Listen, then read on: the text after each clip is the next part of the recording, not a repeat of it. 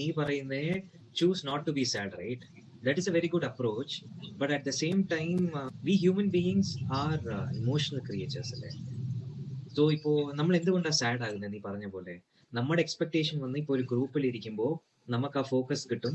അപ്പോൾ ആ ഫോക്കസ് കിട്ടാതെ വരുന്നു, നമ്മുടെ എക്സ്പെക്ടേഷൻ ഡിഫീറ്റ് ആകുന്നു, which means it's like you lost something. അതായത് നിന്റെ തോട്ട് പ്രോസസ് അവിടെ വന്ന് തെറ്റിപ്പോകും, നിന്റെ എക്സ്പെക്ടേഷൻ അവിടെ തകരുന്നു. So it's natural for us to be sad about not achieving something. പക്ഷേ it is okay to be sad. You have to accept that you are sad. You cannot simply suppress it or sad അല്ല ഞാൻ happy അങ്ങനെ പറ്റത്തില്ല.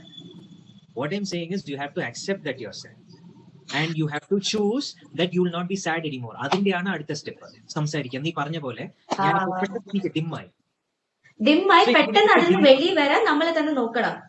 നമ്മൾ അതിനെ basically how we feel, it's in our hands. No?